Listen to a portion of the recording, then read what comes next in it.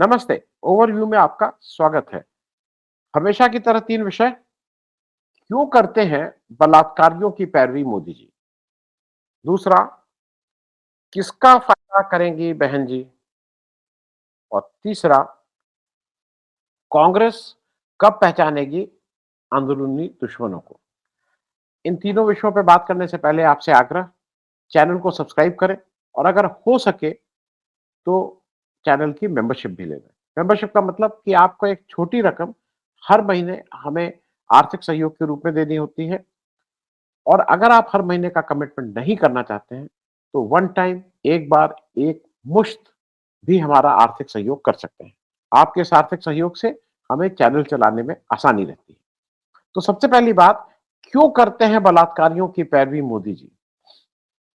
तो ये जिस रेफरेंस में मैं कह रहा हूं, उस रेफरेंस ये है कि अ, अभी एनडीए गठबंधन से हसन सीट से जो उनके प्रत्याशी हैं, प्रज्वा रवन्ना जी की एक खराब वीडियोस आए हैं।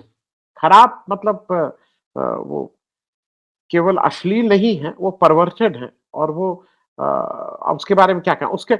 मैं उसका बहुत डिटेल इसलिए नहीं क्योंकि आप सब लोगों ने अब तक कई राउंड उसको पढ़ लिया है। मैं उसकी पॉलिटिकल चीज़ों की बातें करूँगा।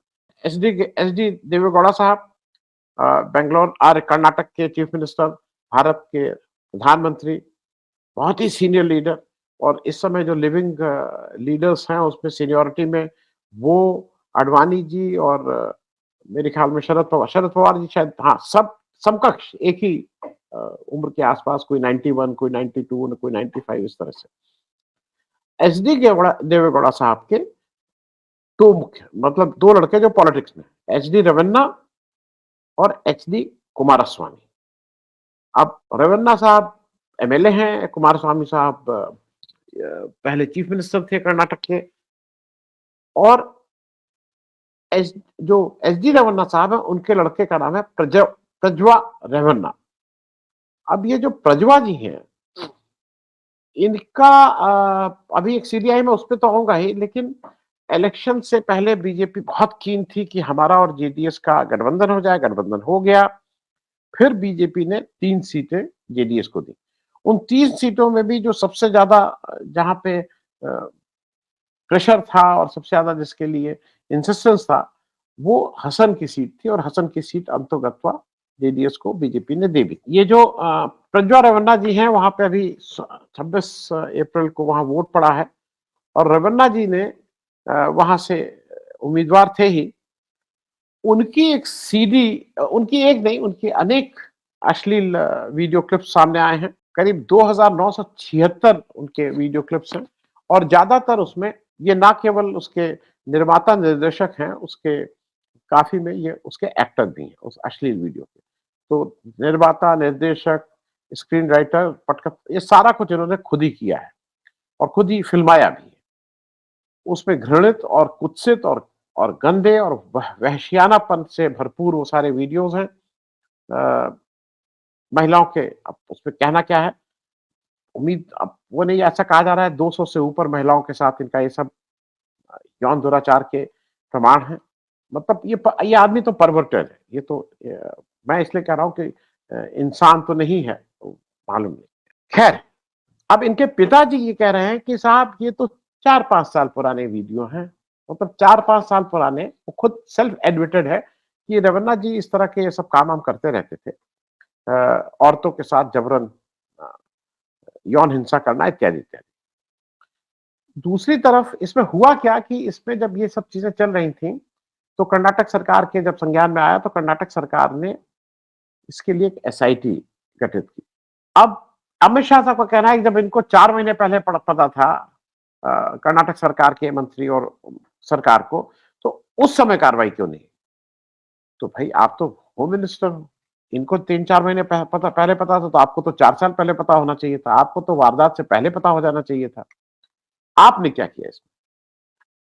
क्योंकि कर्नाटक सरकार ने एक एसआईटी अपॉइंट की और एसआईटी अपॉइंट करने के बाद अ, जो हमारे रेवन्ना साहब हैं, वो भाग गए, देश छोड़ के वो भाग गए जर्मनी।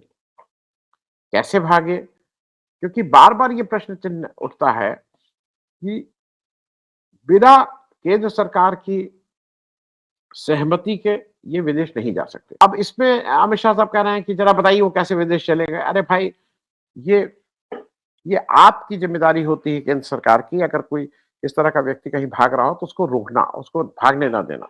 मैं एक एक छोटा इसलिए जो मैंने कहा ना कि क्यों करते हैं बलात्कारियों का की पैरवी मोदी जी, वो आवश्यक है कि आप ये वीडियो सुन लीजिए। अभी हसन में 4-6 दिन पहले जाके इलेक्शन से जस्ट पहले मोदी जी किस तरह से इस दरिंदे के लिए जो प्रज्ञा रवन्ना है, उसके लिए वोट माँग रहे थे और उसको बता रहे थे कैसे प्रगति के पथ पे वो होंगे। अब कौन-सी प्रगति करेंगे ये तो मोदी जी ही बताएँगे। वो आप खुद सुन लीजिए। हासन लोकसभा से एनडीए के श्री प्रज्वलन रेवन्ना और मंड्या से मेरे मित्र एचडी कुमार स्वामी आने वाली 26 अप्रैल को इनके लिए आपका हर वोट मोदी को मजबूती देगा, देश का भविष्य तय करेगा। अब ये किस संस्कारी के लिए वोट माँग रहे थे, ये आपके सामने आ ही गया है। आपको क्या नहीं लगता है कि मोदी जी को इस बात के लिए माफ़ी माँगनी चाहिए? मोदी जी को कहना चाहिए मेरा गलत वो था, मैंने गलत व्यक्ति के लिए वोट माँगा। क्योंकि इस तरह के दर्जनों उदाहरण पड़े पड़े हुए हैं भारत के पॉलिटिकल हिस्ट्री में, जहाँ पे मतलब एक समय जो मेरी समझ है, नेहरू जी ने इस तरह के कुछ उम्मीदवारों को एक बार उनका टिकट काटा था। चरण सिंह जी ने बहुत से उनका टिकट काटा है।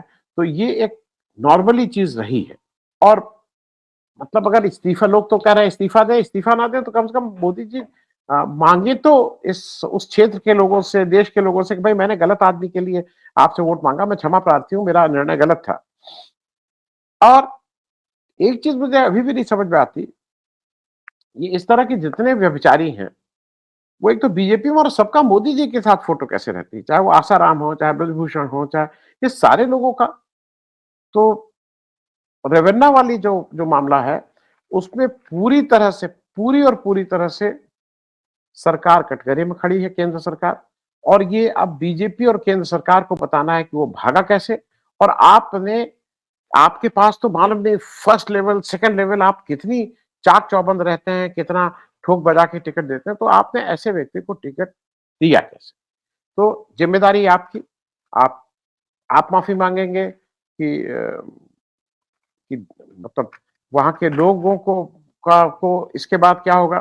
क्योंकि रेवन्ना जी तो अब जल्दी लौट के आने वाले नहीं, अगर बीजेपी की सरकार नहीं आती तो। बीजेपी की सरकार आ जाती है तो मेरे ख्याल में गाजे-बाजे के साथ इनको कोई मंत्री पद देके भी हो सकता है बुलाया जाए। अब बात दूसरी, किसका फ़ायदा करेंगी बहन जी? ये मायावती जी की बीएसपी बिल्कुल पूरी शिद्दत के साथ इलेक्शन लड़ रही है और मतलब ये थोड़ा फ्लिप-फ्लॉप है। हम सब लोगों की समझ में नहीं आ रहा है क्योंकि कहीं लग रहा है, वो जब 18 मुसलमानों को उत्तर प्रदेश में अभी तक टिकट दी हैं, 10-12 ब्राह्मणों को दी हैं, तो अ, एक जनरल ये है कि वो कहीं पे नुकसान कर रही है इंडिया गठबंधन का, कुछ लोग कह रहे हैं वो नुकसान कर रही है बीजेपी का भी इत्यादि, इत्यादि। लेकिन जब एक धीरे-धीरे एक राय कायम हो रही है और लोगों के बीच में जब बातचीत और हो रही है, तो एक चीज़ ऐसा माना जा रहा है कि अब ये प्रॉम्प्ट तो बीजेपी का है और क्या प्रॉम्प्ट है? ये जो बीजेपी 400 पार का नारा देके जब बीजेपी ने हुंकार भरी कि वो संविधान का संशोधन करेंगे, तो उस संविधान का संशोधन करने की बात का सबसे तुरंत और दूरगामी प्रभाव पड़ा दलितों के ऊपर। दलितों को और बैकवर्ड्स को, ओबीसी को ये लगा कि ये हमारे आरक्षण को वापस ले लेंगे और उसका कारण भी ये है, उसकी हिस्ट्री भी ये है कि आरएसएस आज से नहीं, शुरू से पहले दिन से आरएसएस का जो नैरेटिव है अ, उसके अनुसार आरक्षण नहीं होना चाहिए। अगले साल आरएसएस के 100 साल पूरे हो रहे हैं और ऐसा माना जा रहा है कि मोदी जी आरएसएस को एक भेंट स्वरूप, उपहार स्वरूप, रिस्पेक्ट स्वरूप एक मतलब इस तरह से ये भेंट देना चाहते हैं कि साहब मैंने कॉन्स्टिट्यूशन बदल के आरक्षण को खत्म कर दिया। ये बात घर-घर पहुँच गई है। दलित वोट बीजेपी के पास से बुरी तरह से भग रहा है, वो खिसक रहा है अभी। अब बीजेपी की मुश्किल क्या है कि अगर वो दलित वोट कहीं भाग के इंडिया गठबंधन में चला जाता है, तो फिर तो मतलब सफाया हो जाएगा और खास करके उत्तर प्रदेश में तो बिल्कुल ही सफाया हो जाएगा बीजेपी। अब इसको रोका कैसे जाए? अब इसको रोकने का एक ही 2 तरीका समझ में आ रहा है कि ये जो दलित भाग रहा है, वो बजाय इंडिया गठबंधन के में जाने के वो कम से कम बहन जी के पास चला जाए। तो बहन जी के पास चला जाएगा तो एक तो इंडिया गठबंधन के को वोट का फायदा नहीं होगा। दूसरा इंडिया गठबंधन को अगर अल्पसंख्यक और दलित वोट एक साथ खड़ा होकर दे देता है वोट तो फिर उनकी बहुत स्ट्रांग पोजीशन हो जाएगी।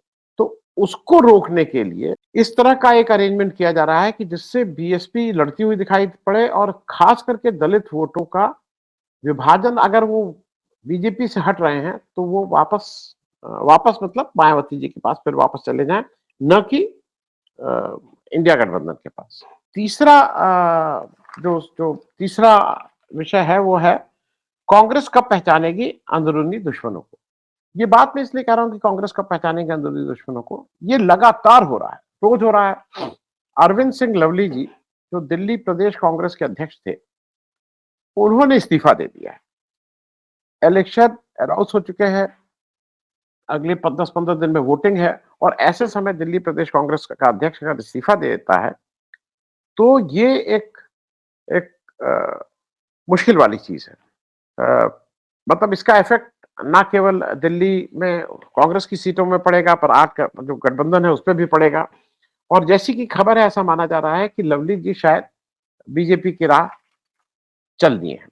अरविंदर सिंह लवली जी स्टूडेंट यूनियन से आए हुए छात्र नेता के रूप में दिल्ली के रहने वाले हैं, वहीं से गांधीनगर से, और बहुत कम उम्र में 1998 में जब ये पहली बार एमएलए बने तो यंगेस्ट एमएलए उस समय दिल्ली के थे। फिर 2003 जीते, 2018 जीते, 2013 जीते और इस सब दौरान वो मंत्री भी रहे, पूरा मान सम्मान रहा कांग्रेस में। फिर कांग्रेस को आम आदमी पार्टी ने अपदस्थ कर दिया। अब कांग्रेस का राज खत्म हो गया। तो 2017 में लवली जी बीजेपी में चले गए। अब वहां भी उनका मन नहीं लगा क्योंकि उनको लगा था कि शायद वहां जाते ही उनको चीफ मिनिस्टर कैंडिडेट बना दिया जाएगा, कुछ उनके साथ कुछ हुआ नहीं तो वो फिर वापस 2018 में कांग्रेस में आ गए। अब मैं ये बात इसलिए कह रहा हूं कि वो भी इस बार जो उनकी तुरंत की जो नाराजगी समझ में आती है, इस बार लोकसभा का टिकट वो भी मांग रहे थे, गठबंधन में सीटें थी, 7 में से 3 ही सीट कांग्रेस को मिली थी। अब उसमें इन लवली जी को टिकट नहीं मिला।